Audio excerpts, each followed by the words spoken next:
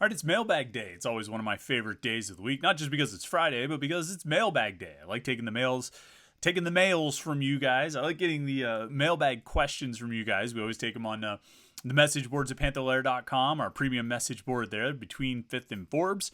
We put out the call for questions. We solicit your questions every Tuesday or Wednesday. You guys come through with some great ones every week, and usually we have so many questions we don't even get to all of them, so we wrap them up from the previous week and jump right into the next week's and try and get as many questions in as we can. We got a lot of topics to discuss today. Needs for next season, Frank Cignetti, quarterbacks, Louisville, SMU, Cal, and Stanford. Lots of ground to cover. We're going to try and get as much as we can on the mailbag edition of the Morning Pit right here on youtube.com/Panther-Lair.com.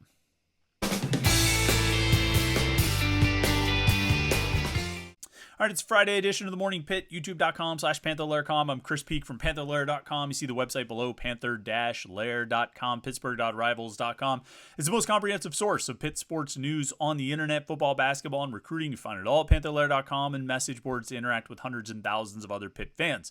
All day, every day at Panther-Lair.com, Pittsburgh.rivals.com. And our YouTube channel right here, youtube.com/Panther-Lair.com. It's a place to catch all of our video content. These daily Morning Pit videos give you a little bit of Pitt sports talk to start each day.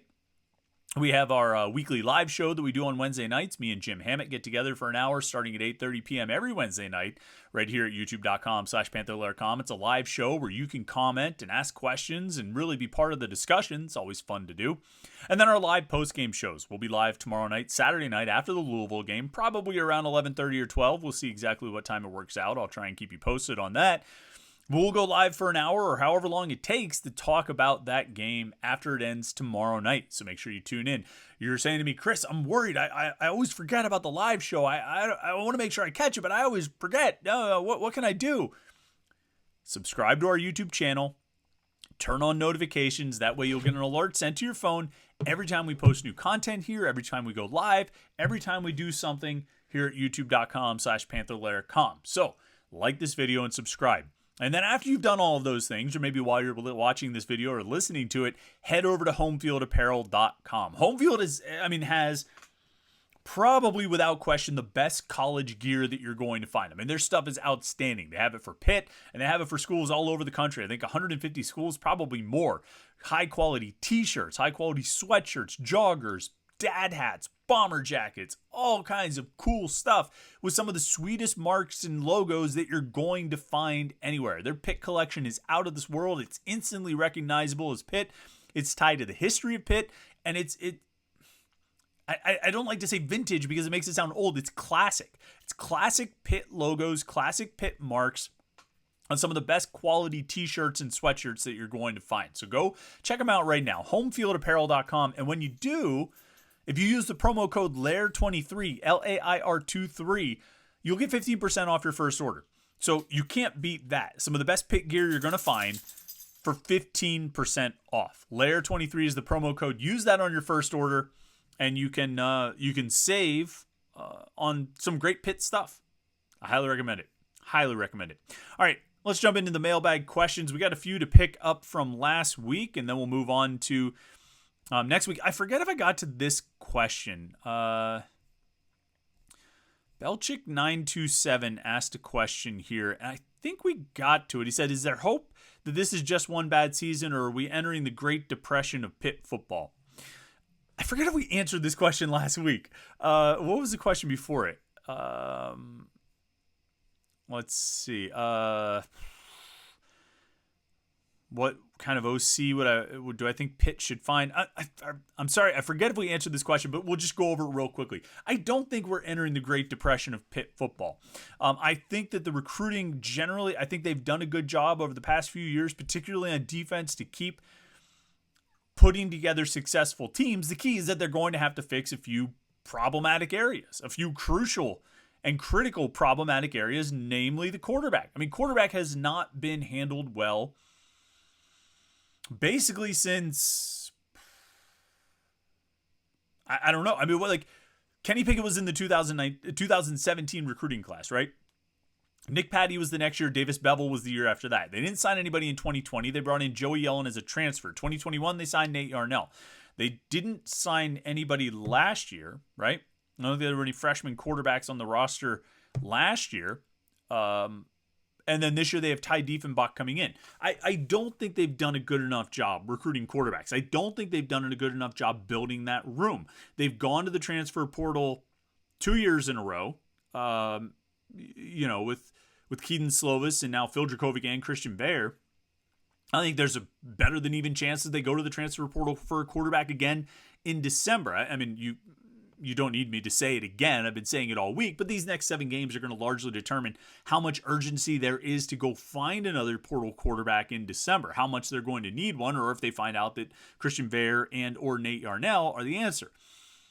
So that may or may not be the case, but they have not done a good enough job building the quarterback room, and that needs to be addressed. And it's going to need to continue being addressed on a year-by-year basis until they find a little bit of stability. And maybe stability at the quarterback position is a pipe dream in college football for all but a handful of programs. And even that handful of programs, I mean, you see talented quarterbacks transfer every year from prominent programs because they don't see themselves getting on the field. So maybe quarterback stability and depth is if not a pipe dream, then just probably more than a lot of schools can accomplish with any kind of consistency. So they need to find a good option each year, and ideally you could find someone, best case scenario, Ver or Yarnell pan out and you've got them for 3 years. You know what I mean? You this year and the next 2 years. That's probably what you're hoping for best, is to get a young transfer or a recruit that you can develop, that you can have for a number of years. If they can figure out the quarterback situation, though, even just to the level of average quarterback play, I think they'll be okay. But they've worked themselves into some holes right now, particularly the quarterback position, also a wide receiver where they're relying on 3 transfers and true freshmen, and the rest are true freshmen, I should say. They're in a little bit of a hole right now. Defensive line is a little bit of a hole right now. But I think they've recruited well enough overall on defense that they should be able to pull out of that and improve, that it's not going to be a great depression. But they have the quarterback problem. And the quarterback problem has to be fixed.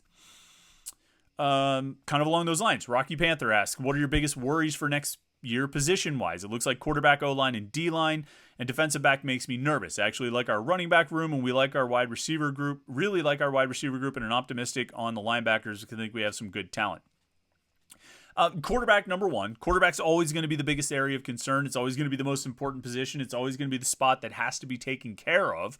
And so that will be a major concern until we find out, if Ver or Yarnell can be the man, and if not, who they're going to bring in as a transfer to be the guy next year. So that's going to be a primary concern. O-line, these next 7 games might have us feeling better about Pitt's offensive line than we do right now. You look at the situation they're in, where you probably didn't expect it to be the case. You're now going to get multiple games of starting experience for Terrence Moore. You're going to get multiple games of starting experience for Ryan Baer. You're getting multiple games of starting experience for Jason Collier right now, but I think you could find other options there. You're getting Branson Taylor multiple games of starting experience at left tackle. You're getting, kind of like they did last year where some unfortunate injuries struck. They ended up, sort of making the best of it by getting experience for some of those offensive linemen that should give you some confidence for next season. Next year when you're going to bring back Bear and Taylor and Moore, and then Jackson Brown, Ryan Jacoby will come back. I guess Matt Gonzalez has a possibility to come back. He's got that option available to him.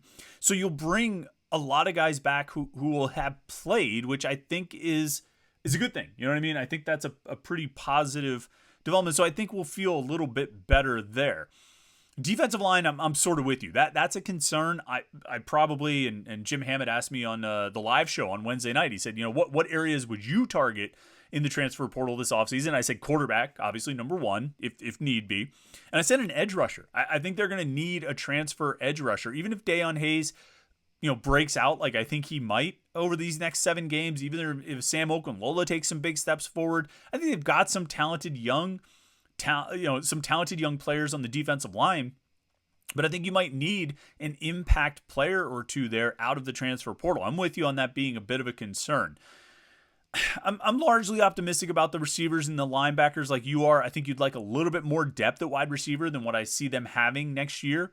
But I think I think they're pretty solid. I think the running backs will be fine. I think the linebackers will be good. Defensive back, I mean, particularly a corner, they're going to need some players to step up, and maybe a transfer there might be an option as well.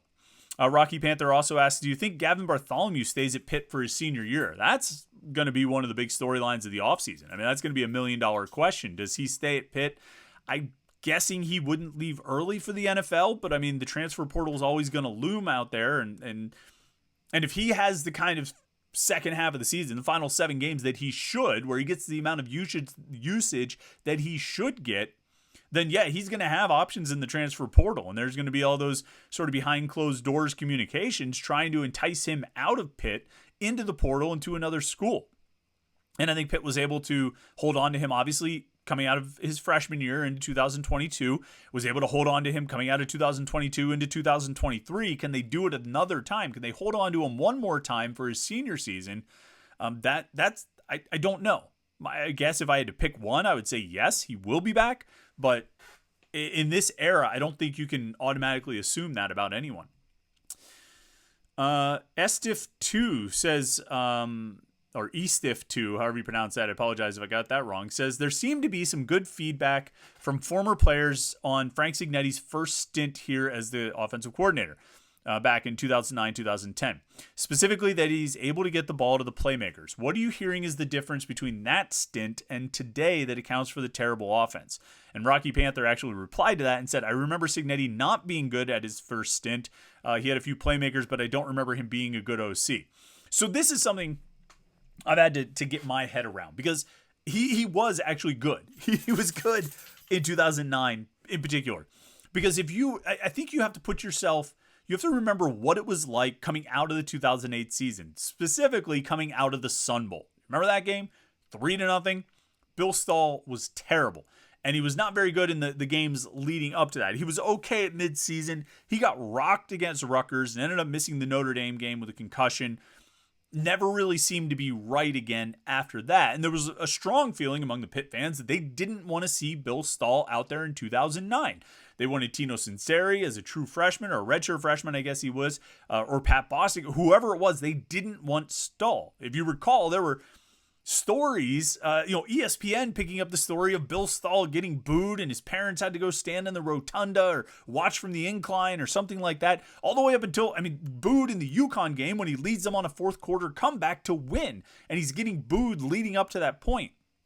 And so Pitt fans did not want Bill Stahl because of how bad he had been the previous season. But Frank Cignetti came in, focused the offense on Jonathan Baldwin, Doran Dickerson, and Dion Lewis, and developed a scheme and a system that Bill Stahl could operate. And I don't mean to say like, oh, it was remedial or something like that, but I think he focused on what Stahl could do, what he could do well, and how he was going to get the ball to the playmakers. And so, that was what gave me confidence about what Cignetti could do when he came back to Pitt for the second stint prior to last season. Coming into last year, I thought, he's going to be good. He's going to be able to work with Keaton Slovis. He's going to develop an offense around Slovis like he developed an offense around Stahl. He's going to focus on getting the ball to Jordan Addison and Gavin Bartholomew and Izzy Abanikanda. This is the same kind of situation. They are going to light it up. Well, the offense wasn't good enough and Addison left. Slovis never progressed. He also kind of took a bad shot against Tennessee.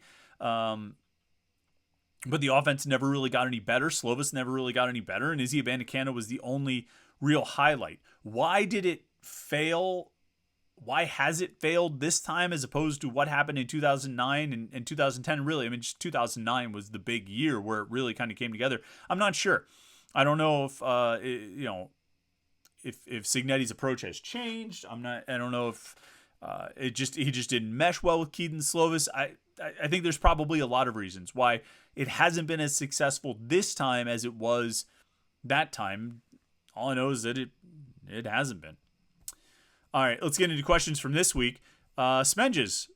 No, Smedges doesn't start us off. Smedges was the last question. We'll get to him last. Jay Lazinger says, I've been following Pitt since 2001. I think Jurkovec is probably the second worst quarterback we've had other than Pat Bostic. Thoughts? I mean, that's a pretty mean-spirited question, but I mean, the reality is in the performance. And I think Pat would tell you that he didn't play very well as a true freshman in 2007. And, Jurkovec has been really bad. Jurkovec is, I looked this up. I think I set the minimum dropbacks to 125. And there have been 56. This is all according to Pro Football Focus. There have been 56 quarterbacks, Power 5 quarterbacks this season who have dropped back 125 times at least.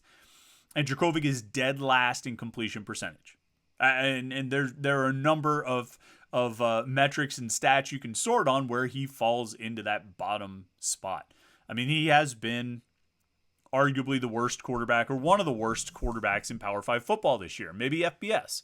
And I don't mean to be mean-spirited about it, but that's what his performance has been.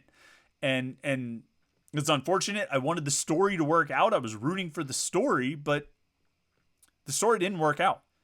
He completed 10 passes against Cincinnati and 8 against West Virginia or whatever it was, 5 passes in the first 54 minutes at Virginia Tech. He's been bad. I mean, he played poorly.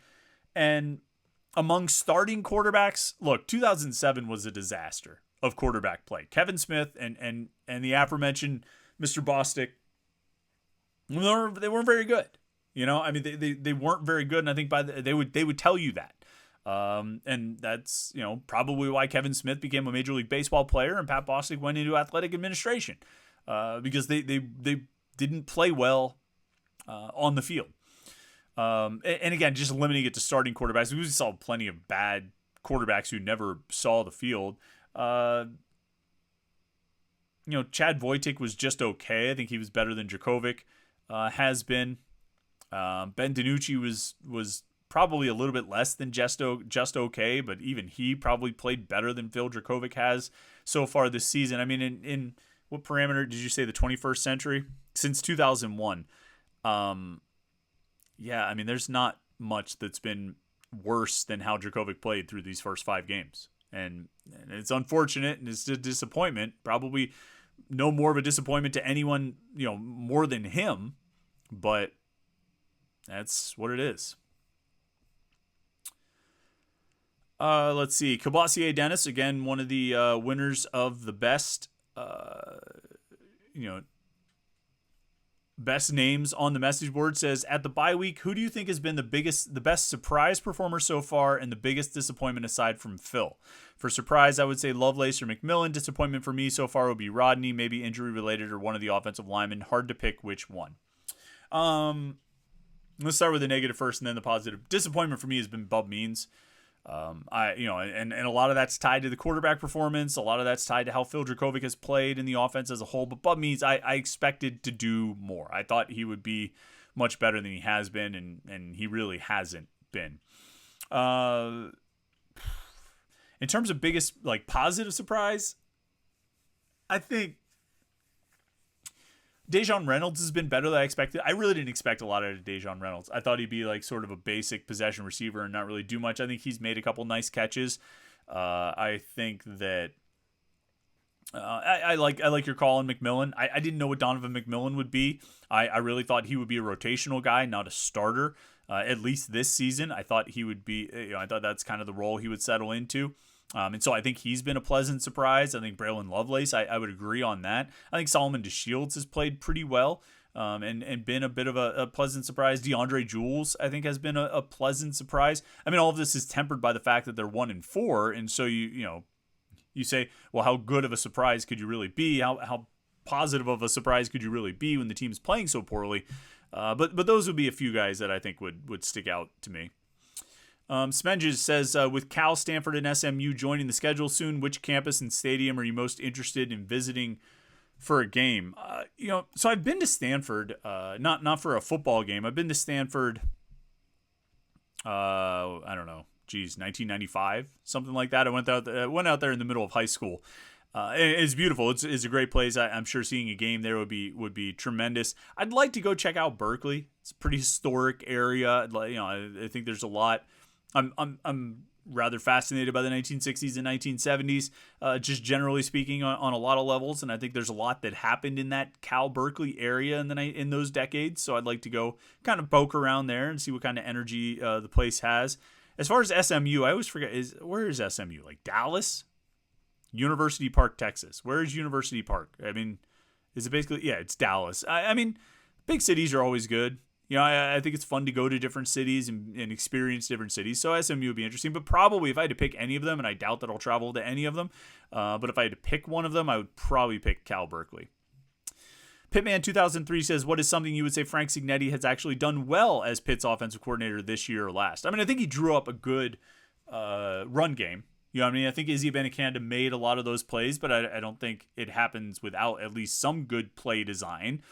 So I'll give him credit for that, just like I would give Sean Watson credit for the success that Quadri Olson and Darren Hall had. I mean, the players have to make the plays, and so the ultimate credit goes to Olson, it goes to Hall, it goes to Abanikanda. When we're talking about these guys, if we're talking about Mark Whipple, the ultimate credit goes to Kenny Pickett and Jordan Addison and Lucas Krull and the players who made the plays. But I think, Cignetti deserves some credit for the success that Izzy Abanikanda had last year, drawing up the offense that produced his success. This year, I mean, there's not really, getting the ball to Konate Mumfield, I guess.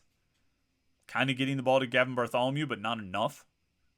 Not sure there's a lot you would look at this year. But again, they're 1-4. So when we talk about biggest positive surprises or one thing they've done well or this, it's hard to dig in for those topics because they're 1-4. They've lost 4 games in a row. They haven't beaten an FBS team. And so it's hard to sort of look at it and be like, well, yeah, this is going well. None of it's going well. They're 1-4. Let's see. All right, 2 more. We'll just get them both. JSS Tartan says, with the offensive coordinator likely changing next season and head coach Pat Narduzzi being mentioned for other opportunities, I'd like your comments on his body of work here at Pitt and what names you'd expect to see for the head job. My thoughts are that with his age, coach could decide to retire here or move on for one more run somewhere. I think Pitt's ceiling hasn't been attained yet because I think they can become a playoff team. What does Dews actually think? His body of work here, I think he's created a stable program. I think, they bottomed out in 2017 at 5-7, but obviously ended on a positive note with that Miami game and Kenny Pickett's breakout. They seem to be bottoming out here. We always talk about this program goes in cycles, and you have those cycles, and you're inevitably going to have those cycles. I think if you're a program like Pitt that is not really going to recruit at the level that you need to recruit where you stay at the top of the cycle. And even the programs that can recruit at that level, eventually the bottom does fall out a little bit. And eventually you cycle down. For a program like Pitt, like those middle tier programs are going to probably cycle a little bit more frequently than the top tier programs for a lot of reasons. And I think that's where Pitt is right now. But I think Narduzzi has kind of brought them up and down through the cycle a couple of times now, and enough that I would say I think you could have a fair amount of confidence that he could cycle it back up again. So that would be my thought on his body of work, that he's more or less, 2 division championships and a conference title in the first 8 years, or the first 7 years, I guess you could say over 8 years, because, we can include last year, particularly if we're going to include the fact that they won 20 games over 2 years, which is, that's not unimportant. Made a New Year's Six Bowl and all that stuff. I think it's a net positive for what he's built with the program and the success that the team has experienced. I don't know what his next move. He is getting older. He may want to just he could be the type that just wants to just stay in a place and finish at a place, and finish on his own terms in that place. And I can see him wanting to do that at Pitt. All right, last question. SV Pig 1 says, if Devonshire's lackluster 2023 season continues, what are the chances he returns? I don't know how lackluster it's going to appear by the end of the season. I think we'll look at it and say he was a fine corner, and I don't expect him to come back. And that's not based on sources or anything like that. It's just my expectation. I just don't think he's going to come back. I think he's going to go. I think he's going to rely on his athletic ability at the combine or the pro day, wherever he ends up testing. He'll put up good numbers and probably have a chance to be drafted. I don't think his film will be so bad that it, outweighs any athletic performance he's able to put up or any testing numbers he's able to put up. So my guess is I don't think he'll get any feedback that is strong enough to get him to stay, will be my thought. So we'll see. We'll see what happens with that. But anyway, all right, that is all for today. That's all our questions in the mailbag. We appreciate everybody who submitted questions. So it's always fun to do these. And we appreciate everybody who watched the Morning Pit this week. Make sure you like this video and subscribe to our YouTube channel, youtube.com/Panther-Lair.com, and head over to the website, Panther-Lair.com. Don't forget homefieldapparel.com, or the promo code LAIR23 will get you 15% off your first order. Thanks for watching today. Thanks for watching all week. Don't forget the live show, the post-game show tomorrow night after the Louisville game. You'll find it right here at youtube.com/Panther-Lair.com.